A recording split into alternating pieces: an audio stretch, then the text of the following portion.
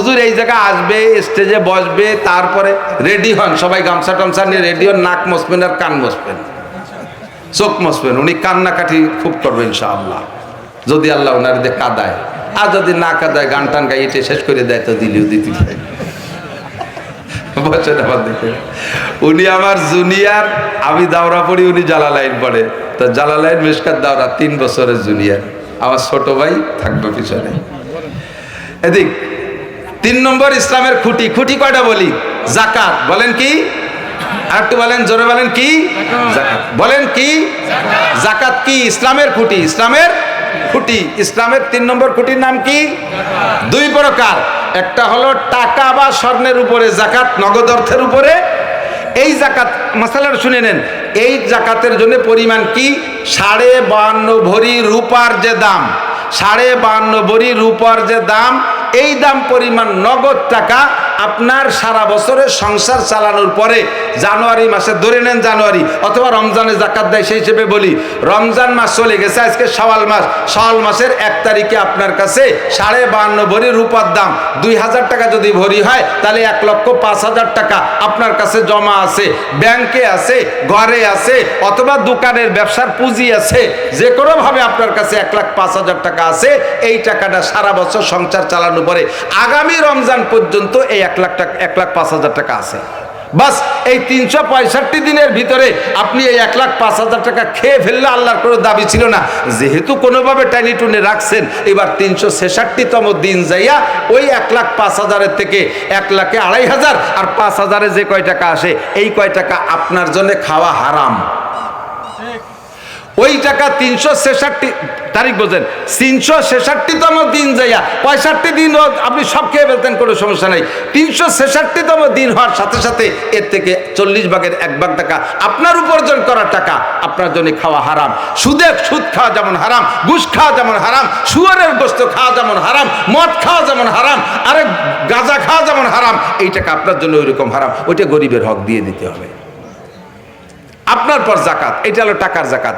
আরেকটা হলো এই পরিমাণ টাকা যদি আপনার ঈদের দিন থাকে, ঈদের রাত্রে থাকে আপনার কাছে, আগেও ছিল না, পরেও থাকবে কিনা জানা নাই, ঈদের দিন আছে, তাহলে আপনার পর সৎকায় ফেতরা, ফ্যামিলির সদস্য যে কজন আছে প্রত্যেকের নামে এক একটা ফেতরা গরিবরে দিয়ে দিতে হবে। না জানা থাকার কারণে অনেকেই ভুল করছেন। গরিবরাই ফেতরা খাবে, বড় লোকরা খাবে না। তবে গরিবরাই ফেতরা কালেকশন করে খাইছেন, আপনিও 10টা-15টা ফেতরা গুছাইয়া পাইছেন, 15-20টা ফেতরা, আপনার পক্ষ থেকে একটা ফেতরা আরেক গরিবরে দিয়ে দেন। ফেতরা হলো রমজানে যে রোজা রেখেছেন, ইবাদত করছেন, ওর ভিতরে যে ত্রুটি বিচ্যুতি হয়েছে তার ক্ষতিপূরণের জন্য আল্লাহ পাক একটা মালি ইবাদত আপনার পক্ষে রেখে দিয়েছেন।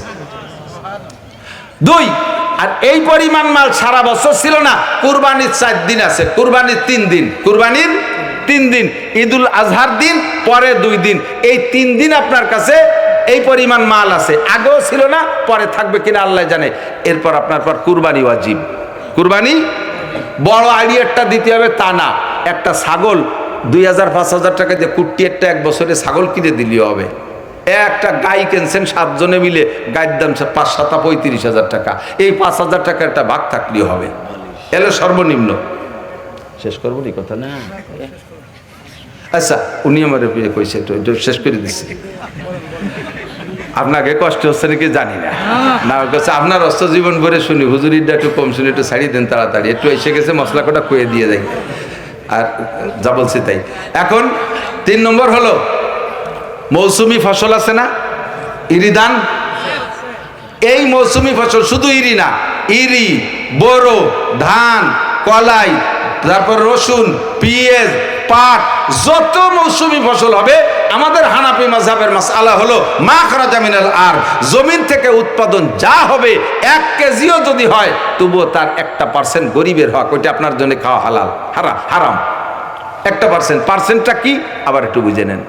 ফসলের 3টে ক্লাসিফিকেশন করছে, 3টে ক্যাটাগরি। কিছু ফসল ফলাইতে অনেক খরচ, পানি, সার, ওষুধ, কিষেন, কামলা ইত্যাদিতে প্রচুর খরচ। এই সমস্ত ফসলের 40 ভাগের 1 ভাগ খরচ বেশি, পার্সেন্ট কম। কিছু ফসল আছে অত বেশি খরচ না, মাঝারি খরচ, অত বেশি খরচ না, মাঝারি খরচ। এই ধরনের ফসলের 20 ভাগের 1 ভাগ। কয় ভাগ? কিছু ফসল আছে মোটেই খরচ নাই বললেই চলে, বীজ বেসন ছাড়া। যেমন আমার মুরব্বীরা বলেন, এখন তো দেশে ইরিধানে ভরে গেছে, আপনাদের আমাদের ছোটবেলায় কলই বুনতো, পানি চলে যাওয়ার পরে চাষবাস দেওয়া লাগতো নয়, ভিজে মাঠে কলাই বুনো দিত, আর ধাপাইলে কলাই হতো না, সার লাগতো না, ওষুধ লাগতো না, চাষ লাগতো না, পানি লাগতো না, কিছু লাগতো না, বুনোই ধুয়ে কাটিয়ে নিয়ে আসবো। এর 10 ভাগের 1 ভাগ। বাঁশ লাগাইছেন 5 বিঘে জমিতে, এর পিছনে কোনো খরচ নাই, প্রত্যেক 10টা বাঁশের একটা বাঁশ দিয়ে দিতে হবে গরিবরে। এলাকার গরিব হোক আর মাদ্রাসাওয়ালারা হোক, যেই যাক তারে দেবেন, ভালো বাঁশ দেবেন, আহিয়ালা বাঁশ দেবেন না। 2 নম্বর, এটা হলো 10 ভাগের 1 ভাগ। আমের ক্ষেত আছে, 10টা আমের 1টা আম, আপনার খাওয়া খরচের পরে 10টা আমের 1টা আম গরিবের হক। এই মৌসুমি ফসল হুজুররা আসে কালেকশন করতে। লান তানালুল বিররা হাত্তা তুনফিকু মিম্মা তুহিব্বুন। দেবেন কোন মাল? একেবারে কড় করে মড়মড়িয়ে মাল। দান কালেকশন করতে আসবে, আগায় নিয়ে সিটিয়ে মাইক নিয়ে খেলিও লাস্ট ফিনিশিং মহিলা। আমি তো এই যে বিল অঞ্চলে বহু ধান কালেকশন করছি, এই পাশ থেকে গ্রামের নাম কয়া শুরু করবো, আমার নিচে শেষ হয়ে যাবে, গ্রামের নাম কয়া শেষ হবে না, এত মুখস্থ হয়ে গেছে। তারাই ফুকরো যখন পড়ছি, এত গ্রামের নাম আমি জানি। প্রত্যেক বাড়ি গেছি, বহু না জানি শুনে হিন্দু বাড়ি ঢুয়ে গেছি। আমার দাঁড়াইয়ে থুইয়ে কয় যে হুজুর দাঁড়ান, দান দিচ্ছি। সেই নারকেল গাছের গোড়ায় বতর ভরে যে সিটে গাছ দিতেছে, ওই যে মুখস্থ জ্বালা শুরু হচ্ছে। আজ ঘন্টা জাড়িয়ে আদা সেরহানিক বেরোইছে, মিজাজটা কিরম লাগে। আল্লাহ কয় ঠিক আছে মৌলবী, তুই রাগ করিস না, আগামীবার বিচার হবে। পরের বারও আসলাম কালেকশন করতে, হুজুর লম্বাটা, আরে হুজুর সব দান সিটি হয়ে গেছে। কেন সিটি হলো? আল্লাহ কয় গতবার মৌলবীরে সিটিয়ে দিছিস, ওর কলিজায় কিরম লাগছিল তুই টের পাইস না, ওইটা বুঝানোর জন্যই বা সব সিটি দিয়েছে। খায় বা জমের খা খাও, বিরক্ত বোধ করবেন না। বুখারী শরীফের হাদিসের মধ্যে আছে, বাংলা ভেস্টিজের শুরুতে আছে 3-4টা ঘটনা, সাচ্চি কাহিনী বলে, সত্য ঘটনা। তার ভিতরে একটা আছে 3 ব্যক্তির কথা, গল্প আমি বলবো না, লম্বা হয়ে যাবে। যে 3 জনকে দিয়ে আল্লাহ তাআলা 3 জনকে, ফের জিবরাইল আর মিকাইল দিয়ে আল্লাহ তাআলা 3 জনকে পরীক্ষা করতে পাঠাইছে। এক লোকের মাথায় টাক, আর এক লোকের মাথা বা শরীরে বরস, এই হালকা হালকা জামার ঠোঁটে যেমন একটু হয়েছে, সারাটা গায়ে এরকম কুষ্ঠব্যাধিতে পৌঁছে গেছে। 3 নম্বরে আরেকটা লোক হলো অন্ধ। এই 3 জনকে, 3 জনে এক তো রোগে আক্রান্ত, অপরদিকে অভাবীও ছিল। 3 জনকে জিবরাইল আলাইহিস সালাম দোয়া করে সুস্থ করে দিয়ে গেছে। আবার 3 জনের, একজনের উট, একজনের গরু, আর একজনের ছাগল দেশে। তো অন্ধরে দেশে সর্বপ্রথম হলো কুষ্ঠে বেদিওয়ালা, তারে দেশে উট, আর মাথায় টাকওয়ালারা দেশে গরু, আর অন্ধ লোকটারে দেশে ছাগল। বেশ কিছুদিন পরে তাদের সম্পদ ভরপুর হয়ে গেছে, মাঠকে মাঠ। আবার আল্লাহ তাআলা পরীক্ষার জন্য পাঠাইছে। প্রথম 2 জন ফেল, 3য় জন পাস। কি পরীক্ষা? এসে বলছে, ভাই আমাদের সফরের সামান শেষ, মেহেরবানি করে আমাদের একটা যদি উট দিতেন তাহলে একটু বাড়ি যেতাম। ওই লোকটা কয়, এ কামাই করতে আমার 14 পুরুষ ধরে জীবন শেষ হয়ে গেছে, আর একটা উট জানো দাম কয় টাকা? আইসে সাথী তো আর গায়ে বাঁধে না, উমন পাওনা বেড়া ক্ষেত্রে কিস্তি এনে এই করা লাগছে। গরুওয়ালাও তাই কইল, দিলই না। ছাগলওয়ালার কাছে গেলে অন্ধ লোক, তার চোখ খুলে গেছে। সে কয়, ভাই আমার কিছু ছিল না, আপনাদের মতো 2 জনে সেই দিয়ে গেছে, সব হাজার হাজার ছাগল, যে কয়টা লাগে সব নিয়ে যান। তখন জিবরিল বলতেছে, ভাই আমি জিবরাইল, যে মিকাইল, আমরা নীতি আসিনি, তোমাদের 3 জনের পরীক্ষা করতে আসি। ওই 2 জন ফেল, তুমি পাস, তোমারটা থাকবে, মাত্র কয়েকদিনের ভিতরে সব শেষ। আপনি জানেন না কখন কোন ফেরেশতা, কোন ফেরেশতাকে আল্লাহ কোন দিন কার কাছে পাঠায়। তালবি আলিম রূপ দিয়ে, মাদ্রাসার ছাত্রের রূপ দিয়ে, ফকিরির রূপ দিয়ে। এই বছর আমার গোপালগঞ্জেরা ফেল করার একটা উপযুক্ত সময়। এই নির্বাচনকে কেন্দ্র করে আলেম উলামা কোনো বাড়ি কালেকশনে গেলে, যাও তারেক জিয়ার কাছে, যাও অমকের কাছে, এই করে পাঠায় দেন, যাওয়া লাগবে না সে জায়গা। রুজির মালিক আল্লাহ। গ্রামের থেকে কালেকশন করি, এই রমজান মাসে সর্বোচ্চ 1 লাখ টাকা পাই। এবছর সেই গ্রামের থেকে, আমার নিজের গ্রামের থেকে 10 থেকে 15,000 টাকা পাইছি। এই রাগারাগির কারণে মাদ্রাসায় টাকাই দেই নেই। আলহামদুলিল্লাহ, কোত্থেকে অপরিচিত মানুষ আমার অ্যাকাউন্টে 15 লক্ষ টাকা ঢুকে দিচ্ছে। তুমি বন্ধ করবা 15,000, আমি দিয়ে দেবো 15 লক্ষ। আছে না নাই?